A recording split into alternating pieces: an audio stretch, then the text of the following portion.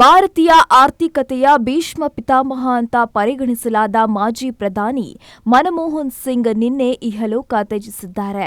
ಅವರ ಜೀವನವು ನಂಬಲು ಕಷ್ಟಕರವಾದ ಅನೇಕ ಕಥೆಗಳಿಂದ ತುಂಬಿದೆ. ಆದರೆ ಅವರ ಜೀವನದಲ್ಲಿ ಒಂದು ವಿಚಿತ್ರ ಕಾಕತಾಳೀಯ ಸಂಭವಿಸಿದೆ. ಹೌದು, ಹುಟ್ಟಿನಿಂದ ಸಾಯುವವರೆಗೂ ಅವರೊಂದಿಗೆ ಇತ್ತು. ಆ ಕಾಕತಾಳೀಯವೇ ಸಂಖ್ಯೆ 26. ಮನಮೋಹನ್ ಸಿಂಗ್ 26ರಂದು ಜನಿಸಿದ್ರು.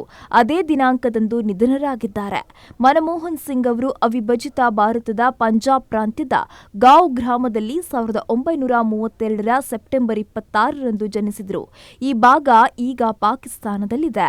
ದೇಶ ವಿಭಜನೆಯಾದಾಗ ಮನಮೋಹನ್ ಸಿಂಗ್ ಅವರ ಕುಟುಂಬ ಅಮೃತಸರಕ್ಕೆ ಬಂದು ನೆಲೆಸಿತು.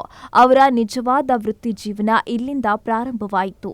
ಮನಮೋಹನ್ ಸಿಂಗ್ ಅವರು ಜನಿಸಿದ ಪಾಕಿಸ್ತಾನದ ಹಳ್ಳಿಯಲ್ಲಿ ಅವರ ಹೆಸರಿನ ಶಾಲೆಯೂ ಇದೆ. ಇದನ್ನ ಮನಮೋಹನ್ ಸಿಂಗ್ ಸರ್ಕಾರಿ ಬಾಲಕರ ಶಾಲೆ ಅಂತ ಕರೆಯಲಾಗುತ್ತೆ. ಈ ಶಾಲೆಯಲ್ಲಿಯೇ ಡಾಕ್ಟರ್ ಮನಮೋಹನ್ ಸಿಂಗ್ ಅವರು ತಮ್ಮ ಆರಂಭಿಕ ಅಧ್ಯಯನವನ್ನ ಮಾಡಿದ್ರು.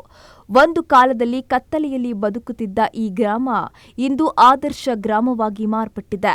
ಮನಮೋಹನ್ ಸಿಂಗ್ ಅವರಿಗೆ ಧನ್ಯವಾದ ಹೇಳಲು ಇಲ್ಲಿನ ಜನರು ಎಂದೂ ಮರೆಯೋದಿಲ್ಲ. ಗಾಂವ್ ಹಳ್ಳಿಯಿಂದ ಅಮೃತಸರ ತಲುಪಿದ ಮನಮೋಹನ್ ಸಿಂಗ್ನ ಅಸಲಿ ಕತೆ ಇಲ್ಲಿಂದ ಶುರುವಾಯಿತು. ಪಂಜಾಬ್ ವಿಶ್ವವಿದ್ಯಾಲಯದಿಂದ ಅಧ್ಯಯನ ಮಾಡಿದ ನಂತರ ಅವರು ಕೇಂಬ್ರಿಡ್ಜ್ಗೆ ಹೋದರು.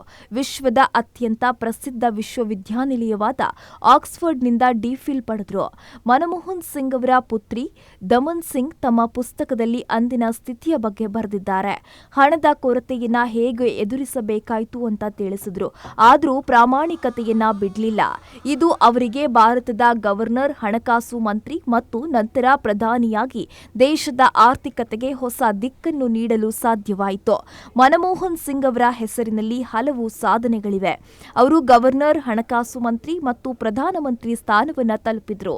ಅಷ್ಟೇ ಅಲ್ಲ, ಜವಾಹರ್ಲಾಲ್ ನೆಹರು ನಂತರ ಸತತ 2ನೇ ಬಾರಿಗೆ ಪ್ರಧಾನಿಯಾದ ಮೊದಲ ಭಾರತೀಯ. ಅವರು ತಮ್ಮ ನಿರ್ಧಾರಗಳಲ್ಲಿ ಸಾಕಷ್ಟು ದೃಢವಾಗಿ ಉಳಿದರು.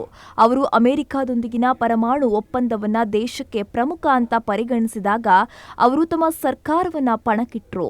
ಅವರು ಒಮ್ಮತದ ಪರವಾಗಿದ್ರು. ಆದರೆ ಅವರ ಅತ್ಯಂತ ವಿಶೇಷ ವಿಷಯವೇನೆಂದ್ರೆ ಅವರ ಸರಳತೆ. ಆದ್ರೆ ಇದೀಗ ಆ ಬಂಗಾರದ ಮನುಷ್ಯ ಇನ್ನೂ ನೆನಪು ಮಾತ್ರ.